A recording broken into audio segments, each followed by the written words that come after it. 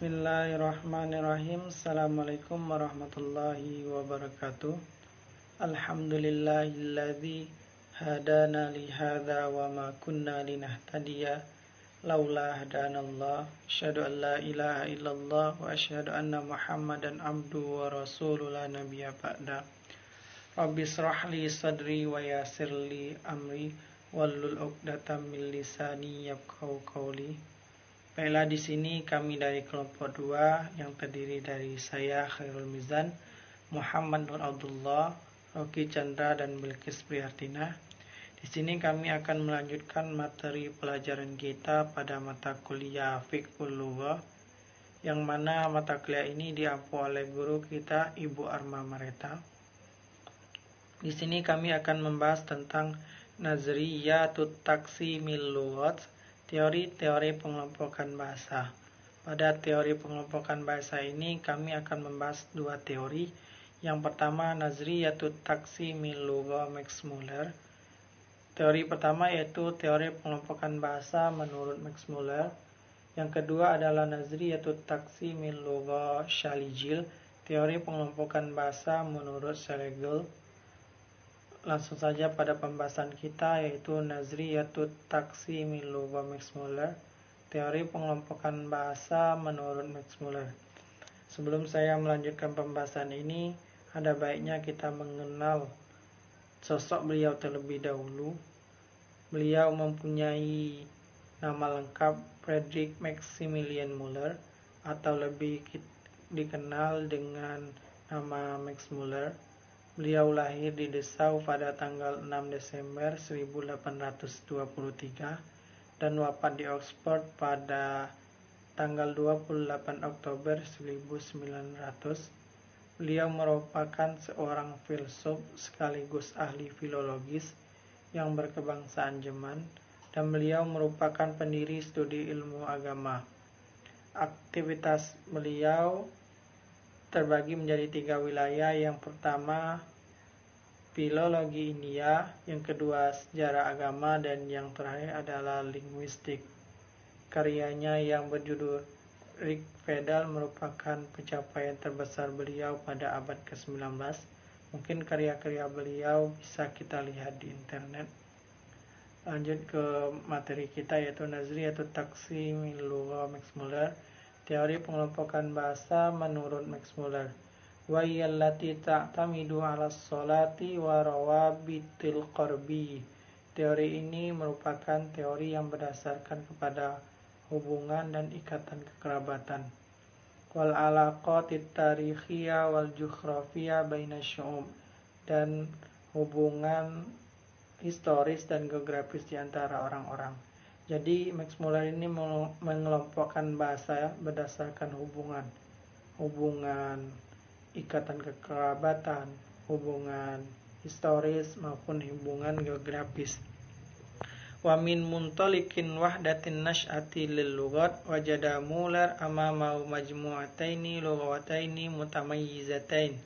Jadi terjadinya pengelompokan bahasa ini yaitu ketika beliau menjumpai 2 kelompok linguistik yang berbeda. Amal lughatil lati lam tandariju tahta hatainil majmu'atain faqad sanafahuma tahta majmu'atin tsalitsatin. Adapun bahasa-bahasa yang tidak termasuk ke dalam 2 kelompok ini, beliau mengklarifikasinya menjadi kelompok yang ketiga. Fasailul lughah fil alam, rumpun bahasa di dunia menurut Max Muller. Menurut Max Muller ada 3 rumpun bahasa di dunia. Sebelumnya saya minta maaf, di sini ada 2 kata yang terpotong. Saya juga tidak mengerti kenapa terpotong, padahal pada PowerPoint yang asli itu kami tulis. Rumpun yang pertama yaitu al-hindiyah wal urubiyah. Disinilah satu kata yang terpotong yang saya bilang atau saya katakan sebelumnya, yaitu ada kata Hindia. Dan yang kedua adalah rumpun bahasa Hamiyah Wasamiyah, dan di sini juga terdapat satu kata yang terpotong. Saya juga minta maaf. Dan rumpun yang ketiga adalah Aturoniyah. Jadi Max Muller ini mengelompokkan atau rumpun bahasa di dunia ini menurut Max Muller yaitu ada 3. Yang pertama Al-Hindiya wal Urubiyah, rumpun bahasa Indo-Eropa. Yang kedua adalah Hamiyah Samiyah, rumpun bahasa Hamid dan Semit. Yang terakhir adalah rumpun bahasa Turoniyah. Lanjut pada rumpun bahasa yang pertama. Sebelumnya saya juga minta maaf, di sini ada satu kata yang terpotong pada judul, yaitu pada kata Al-Hindiyah. Rumpun bahasa yang pertama yaitu Al-Hindiyah wal Urubiyah, rumpun bahasa Indo-Eropa. Wa ya aktsarul lughatin intisharan fil alam. Rumpun bahasa ini adalah rumpun bahasa yang paling tersebar luas di dunia. Idh yatakallamu biha aktsarus sukkanin Uruban wa Amerika wa Australia. Jadi bahasa ini dituturkan oleh sebagian besar penduduk Eropa, sebagian besar penduduk Amerika dan Australia. Wa qismun kabir min sukkanin Asia, dan sebagian besar penduduk Asia. Wa yandaju tahta hadhil majmu'ati adadun minal lughatil ba'ida ka Sanskertiyah. Jadi adapun bahasa-bahasa yang termasuk ke dalam rumpun ini yaitu bahasa Sanskerta, wal Farisi al Qadima, bahasa Persia kuno, wal Bahduya, bahasa Falepi, wal Lughatil Jermania, bahasa Jermanik, wal Yunania, bahasa Yunani, dan Iraqi al Qadima, bahasa Yunani kuno. Jadi adapun bahasa-bahasa yang termasuk ke dalam rumpun bahasa ini yaitu ada bahasa Sanskerta, Persia kuno, Falepi, Jermanik, Yunani, dan Yunani kuno. Kama yadkhulu dimnu hadhil majmu'ati minal lughatil musta'malatil lughatil hayatil hindiyah. Selain bahasa yang saya sebutkan sebelumnya, juga ada bahasa Hindia, wal Farisia, bahasa Persia, wal Kurdiya, bahasa Kurdi, wal Afganiyah, bahasa Afghanistan, wal Almania, bahasa Almania, Albania, dan bahasa Albania, wal Lughatil Urubiyah, bahasa-bahasa Eropa, was Salafiyah, bahasa Salafiyah, wal Iskandinaviyah, bahasa Iskandinavi, wa ghairah, dan lain-lain. Jadi pada rumpun bahasa ini terdapat banyak bahasa yang termasuk ke dalam rumpun ini. Karena rumpun bahasa Indo-Eropa ini adalah rumpun bahasa yang paling banyak tersebar di dunia. Yang mana saya sebutkan tadi yaitu para penuturnya itu terdapat pada penduduk Eropa, Amerika, Australia, dan penduduk Asia. Waqad ikhtalafal ulama fi tahdidi mautin hadil lughat. Jadi para ilmuwan itu berbeda pendapat dalam menentukan asal muasal bahasa ini. Faqila nasya'at fi wasatin Asia fi muntaqatit Turkistan. Ada yang berpendapat bahwa bahasa ini berasal dari, atau rumpun bahasa ini berasal dari Asia Tengah, yaitu tepatnya pada Turkistan, au fi Uruba Syarqiyah, dan ada juga yang mengatakan bahwa ini berasal dari Eropa Timur, au fi Bahril Baltik, dan ada juga yang mengatakan bahwa bahasa ini atau rumpun bahasa ini berasal dari Laut Baltik. Jadi sekian penjelasan dari saya. Untuk dua rumpun selanjutnya akan dijelaskan oleh sahabat saya Muhammad Nur Abdullah. Untuk itu saya terima kasih pada kalian semua. Bismillahirrahmanirrahim. Baiklah, saya akan menyambung penjelasan dari Saudara Mizan sebelumnya mengenai pembagian bahasa yang dalam hal ini bagian pertama pembagian bahasa menurut Max Muller. Selanjutnya yang kedua fasilatul lughatis samiyatul hamiyah, rumpun bahasa-bahasa samiyah hamiyah. Wa tashmilu hadhil fasilah majmu'ataini la yarbita bainahuma illa rawabiti jughrafiyah. ذلك أن الاختلاف بين المجموعتين كبير. Jadi yang kedua ini rumpun bahasa-bahasa samiyah-hamiyah ini terdapat dua kelompok, di mana samiyah-hamiyah ini memiliki hubungan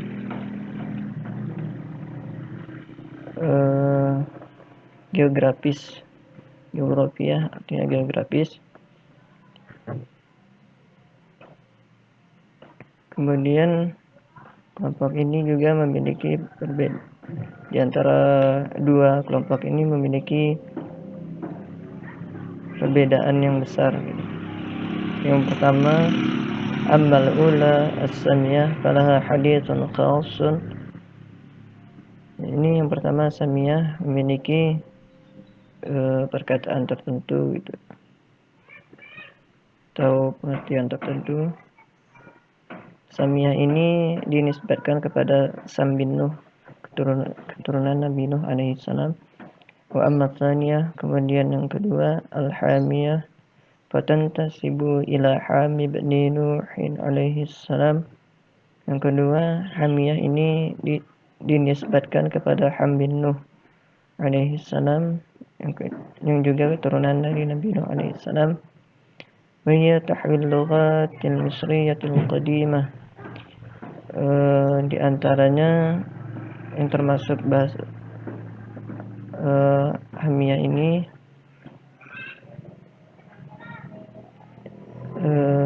samiyah hamiyah ini yakni bahasa Mesir kuno, wal Qibtiyah dan Qibti, wal lughatil barbariyah dan bahasa-bahasa barbar, allati la yazalu laha ba'd al-isti'mal fi manatiqi min shamalil Afriqiyah, yang hingga saat ini masih beberapa digunakan di kawasan Afrika Utara gitu. Jadi masih ada yang menggunakan bahasa-bahasa tersebut. Wal lughatul kunushitiyah dan bahasa-bahasa Kunushit, al-habasyiyatul qadimah, yakni Habasyah atau Ethiopia kuno, wan Nubiyah dan bahasa Nubian. Wa aktsara hadhihi al-lughat taghat 'alayha al-lughat as-samiyah, dan banyak di antara bahasa-bahasa tersebut juga masuk ke dalam bahasa samiyah. Selanjutnya, fasilatul lughatut turaniyah. Yang ketiga, rumpun bahasa-bahasa Turaniyah. Wa tasmiyatuha bil fasilati min qabilil majazi, wa illa fa inna hadhihi al fasilah tadammu lughatu la tarbita bainahuma 'alaqatun. Kemudian yang ketiga ini rumpun bahasa-bahasa Turaniyah. Penamaan dengan rumpun tersebut yakni Turaniyah itu sebagai nisbat, artinya dinisbatkan kepada seperti orang-orang Turaniyah. Wa illa fa inna hadzal fasilah hadhil fasilah tadummu lughatun la tarbita bainahuma 'alaqatun. Dan rumpun ini dikelompokkan tidak sesuai atau tidak memiliki hubungan-hubungan gitu. Tadi kan sebelumnya itu dijelaskan, itu sudah dibagi ke dalam rumpun-rumpun tersendiri, seperti yang pertama Indo-Eropa, yang kedua itu Hamiyah, Samiyah, dan yang Turaniyah ini sisa dari pembagian tersebut. Makanya di sini pembagian yang ketiga ini tidak memiliki hubungan antara bahasa-bahasa tersebut gitu.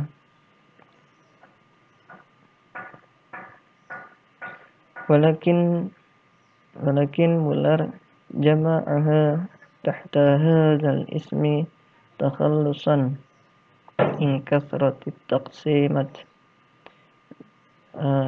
Akan tetapi Muller ini tetap mengumpulkannya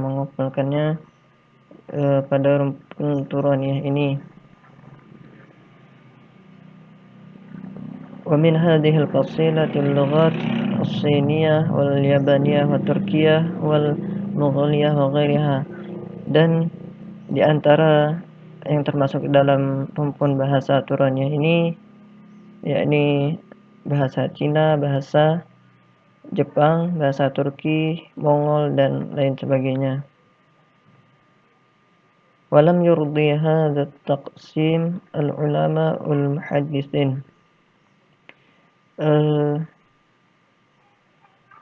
Dan banyak ulama-ulama atau ilmuwan bahasa modern sekarang ini yang tidak setuju dengan pembagian tersebut. Faja'alul lughatus samiyah hamiyah fasilataini mustaqillataini, sehingga para ulama-ulama modern ini membagi bahasa samiyah ini menjadi dua rumpun yang berbeda gitu. Beda dengan Muller tadi kan samiyah ini jadi satu rumpun gitu.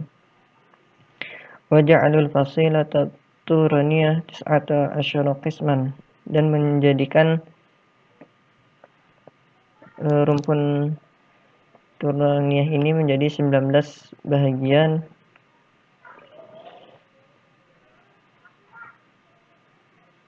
La tasilul fasailu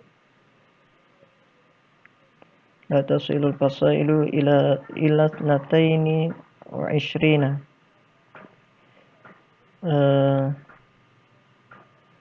Sampai menjadi 22 bahagian. Baiklah, selanjutnya pembahasan selanjutnya akan dijelaskan oleh saudara Raki. Ana akan melanjutkan pembahasan dari saudara Nur Abdullah, yakni bagian kedua tentang nazriyatut taqsimil lughah Schlegel, teori pembagian bahasa menurut Schlegel. Schlegel ini nama lengkapnya adalah Carl Wilhelm Friedrich Schlegel, yang biasa disebut sebagai Friedrich Schlegel. Adalah seorang penyair, kritikus sastra, filsuf, filologis, dan indologis asal Jerman.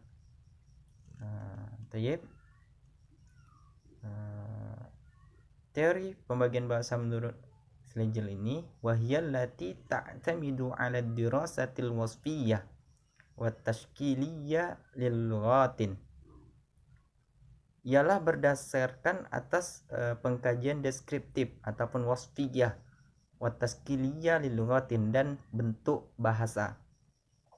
Wala tanzuru ila ma bainaha min qarabatin wasilatin tarikhiyatin, dia tidak melihat dari segi kekerabatan atau hubungan kekerabatan, wasilatin tarikhiyatin, dan hubungan historis.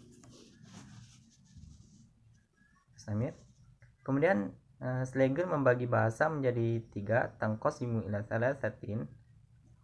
Yang pertama adalah al-lughatul mutasarrifah awit tahliliyah, yaitu bahasa yang memiliki tasrif, bentuk perubahan, awit tahliliyah ataupun penguraian.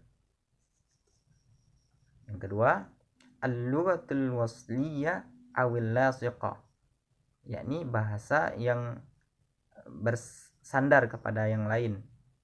Yang dimaksud di sini nanti bersandar kepada lawahik ataupun sawabiq. Kemudian yang ketiga, al-lughatul azilah, bahasa yang tidak memiliki tasrif, tidak memiliki bentuk perubahan ataupun bahasa yang tersendiri. Nastamir. Yang pertama adalah bahasa al-lughatul mutasarrifah awit tahliliyah, bahasa yang memiliki bentuk perubahan ataupun tahliliyah.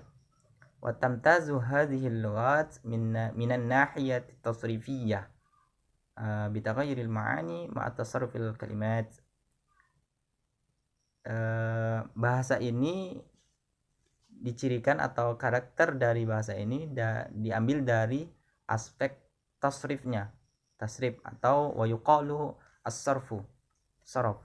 Kita tahu bahwasanya saraf itu ataupun tasrif yakni tahwilul aslil wahid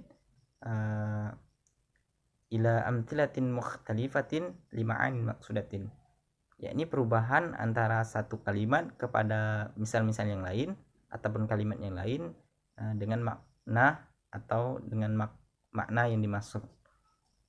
Bitaghayyuril ma'ani ma'a tasarrufil kalimat, perubahan maknanya itu bersertaan dengan perubahan bentuk kalimatnya. Wa annal alfadha fiha yashtaqqu ba'duha min ba'd, dan lafaznya itu yashtaqqu ba'duha min ba'di, diambil dari sebagian yang lainnya itu ataupun turun-temurun. Wa minan nahiyatin nahwiyya wa tarakibul jumal, dan dari aspek nahwu. Jadi al-lughatul mutasarrifah itu tidak hanya dari segi sorobnya tapi juga dari segi sinteks atau nahwu, tarakib al-jumal, struktur kalimat. Wa min hadzal naw', dan di antara macam-macam ini yang termasuk dalam bahasa yang memiliki perubahan ini ataupun mutasarrif, al-lughatul urubiyah, bahasa Eropa, wal lughatus samiyah, bahasa samiyah, wa minhu al-arabiyyah allati balagat min dzalika mablaghan faqat bihi sa'idul lughat. Di antaranya juga yaitu bahasa Arab yang mana merupakan kebanyakan itu dari bahasa Arab. Fa fil arabiyyah ala sabilil misal taqulu min maddah. Contohnya di dalam bahasa Arab itu kita dapati bahwasanya ada contohnya ilmun. Ilmun ini yadullu 'alal masdar, menunjukkan atas masdar. Kemudian alima, dari ilmu tadi dari ilmun menjadi alima. Alima ini yadullu 'alal fi'lil madhi. Kemudian ya'lamu yadullu 'alal fi'lil mudhari'. Alimun menunjukkan atas fa'il. I'lam yadullu 'alal amr. Kemudian wal ulum, dan menunjukkan atas jamak daripada ilmu. Wa kullu minha yadullu 'ala makna, dan perubahan itu tadi misalnya dari kata ilmun ada lagi kata alima, ya'lamu, alimun, i'lam, wa ulum, semuanya itu menunjukkan atas makna. Nah, itulah yang dinamakan dengan tasrif, yakni bitaghayyuril ma'ani ma'a tasriful kalimat, perubahan makna-maknanya itu beserta dengan perubahan kalimat. Kita tahu bahwasanya ilmun, ilmu, alima menunjukkan atas fi'il madi, berarti suatu pekerjaan yang telah dilakukan. Begitu selanjutnya fi'il mudhari', alimun, orang yang melakukan ataupun fa'il, i'lam, perintah, wal ulum, dan bentuk jamak. Tayyib, nastamir. Wa taqulu raqiba Muhammadun wa Aliyu al-Qitar min Makkah ila al-Madinah. Ini dari aspek nahwunya. Fatadalla dhammatu fi Muhammadin 'ala al-fa'iliyah. Dan dhammah pada kalimat Muhammad, raqiba Muhammadun, dhammahnya itu fatadallu 'ala fa'iliyah, menunjukkan atas fa'il, pelaku.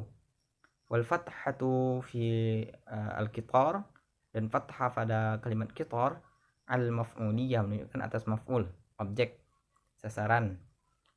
Kemudian wal wawu ala rabit baina Ali wa Muhammad, dan waw penghubung antara Ali dan Muhammad, atau biasa kita kenal dengan wawul ataf. Wa min, dan min alal ibtida, yaitu alal ibtida, min untuk permulaan, wa ila, dan ila alal intiha, untuk akhiran ataupun tujuan, sampaian. Wa hakaza. Nah, demikian. Syukran. Mungkin untuk selanjutnya akan dijelaskan oleh saudari Bilqis. Baiklah, saya akan melanjutkan penjelasan dari Rocky Chandra, yaitu yang kedua, ad-lughatul wasliyah awil lasiqah, bahasa yang menempel atau bahasa yang menyambung atau menempel. Wa hadhihi al-lughat tataghayyar al-ma'ani fiha 'an tariq idafah lawasiq aw sawabiq ila al-kalimati litahammuli ma'ani jadidah. Jadi bahasa ini yaitu terdapat perubahan pada maknanya, yaitu dengan cara mengidofahkan atau menggabungkan atau menyambungkan ke dengan kata lain untuk membentuk makna yang baru. Baik, kalau dalam bahasa kita, bahasa ini tuh seperti kalimat majmu', yang mana contohnya rumah dan sakit. Kalau digabungkan menjadi rumah sakit. Kalau dalam bahasa Arab itu seperti lughah dan Arabi. Kalau lughah kan artinya bahasa, kalau Arabi artinya Arab. Tapi kalau misalnya digabungkan yaitu menjadi bahasa Arab. Nah, bahasa Arab inilah yang dimaksudkan dengan makna yang baru. Selanjutnya yaitu yang ketiga, yaitu al-lughatul azilah, yaitu bahasa atau bisa disebut juga dengan bahasa yang tidak bisa berubah. Wa hiya lughat la tatasarrafu al-kalimat fiha wa la talhaquha al-idafat bal tahammuli kulli kalimat bi suratiha ma'na la yataghayyar.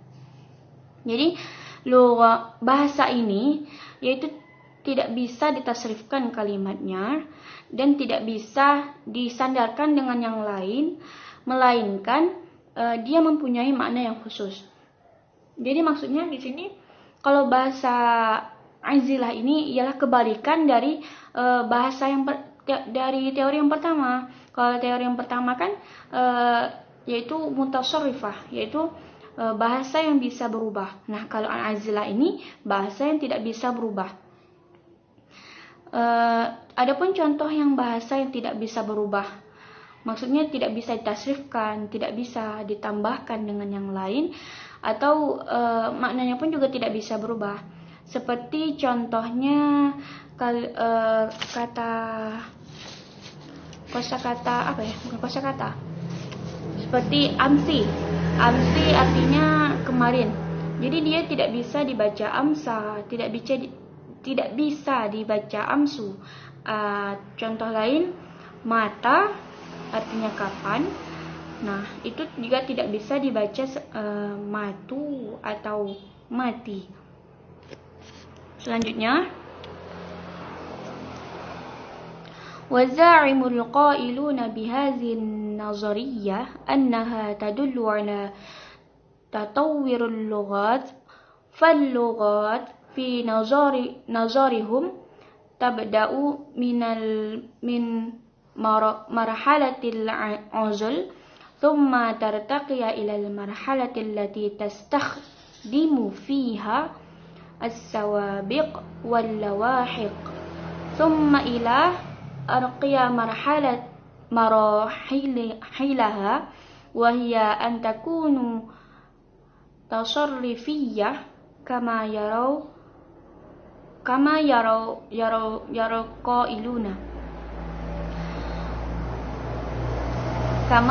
قائلون بها أن بعض اللغات قد تتوقف عند مرحلة معينة فلا تتجوزها وقد استدلوا على نظريتهم هذه